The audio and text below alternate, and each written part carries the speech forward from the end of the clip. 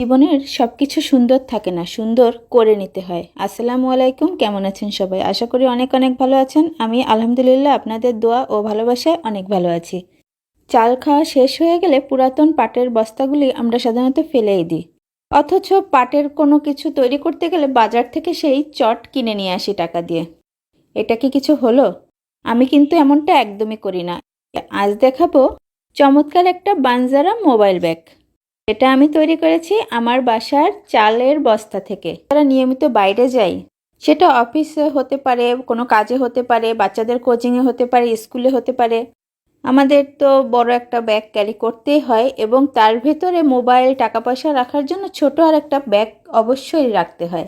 তা না হলে সব ছড়িয়ে যায়। এই যেমন আমার কথাই ধরেন, আমি 2টা বাচ্চা নিয়ে স্কুলে যাই।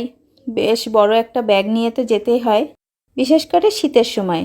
বাচ্চাদের নিয়ে যখন সকালে স্কুলে যাই, দুনিয়ার জিনিস তাদের পরিয়ে নিয়ে যেতে হয়। এবার আস্তে আস্তে যখন বেলা হয়, তারা খুলতেই থাকে একটার পর একটা। আর তাদের ব্যাগে আর কি বলবো, রাখতে বললে তাদের ব্যাগ তো আমাদেরই টানতে হয়।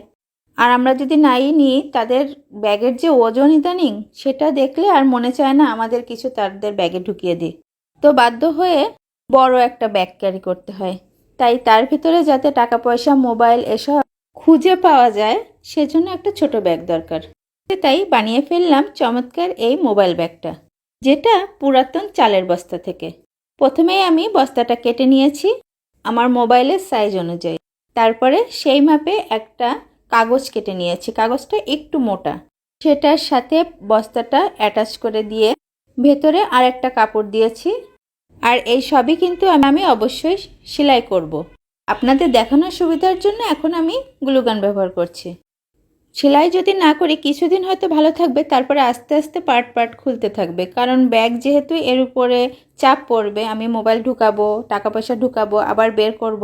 তাই এটাকে মজবুত করার জন্য আমার অবশ্যই সেলাই করতে হবে। ভিতরে আরেকটা কাপড়ের সাথে চেন লাগিয়ে সেটাও আমি সেট করে নিচ্ছি, যাতে মোবাইল এক পার্টে আর এক পার্টে আমি টাকা পয়সা রাখতে পারি। এবার মিরর সেট করে নিচ্ছি। একটু সিম্পল রাখার কথা ভাবছিলাম, পরে দেখি পেছনে মিরর লাগানোর পরে এত সুন্দর লাগছে, সামনেটা কেমন যেন পানসে লাগছে। তো পেছনের সাথে মিলিয়ে আমি সামনেও কিছু ছোট ছোট মিরর সেট করে দিচ্ছি। মিরর সেট করলে যে কোনো জিনিস অনেক সুন্দর লাগে দেখতে। এই মিররগুলি আমি 3 টাকা এবং বড় মিররগুলি আমি 5 টাকা পিস কিনেছি, কারণ এগুলার সাথে ফ্রেম অ্যাটাচ করা।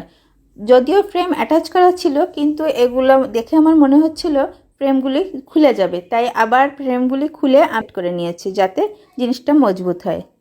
ব্যাস, রেডি হয়ে গেল আমার বানজারা মোবাইল ব্যাগ। আসলে এটা আমি বানজারা তৈরি করতে চাইনি, কিন্তু মিরর লাগিয়ে সবটুকু শেষ করার পরে দেখি বানজারা ভাইব চলে এসেছে। এখন তো এটা আমার ব্যাগের ভিতরে ঢুকাতেই ইচ্ছা হচ্ছে না। আমি এটা হাতেই ক্যারি করব ভেবেছি। যখন টুকটাক আশেপাশে যাব, তখন এই ব্যাগটা হাতে করে নিয়ে যাব। আপনাদের কাছে কেমন লাগলো অবশ্যই জানাবেন। অনেক অনেক ভালো থাকবেন সবাই, আর আমার প্রতি দোয়া রাখবেন। আল্লাহ হাফেজ।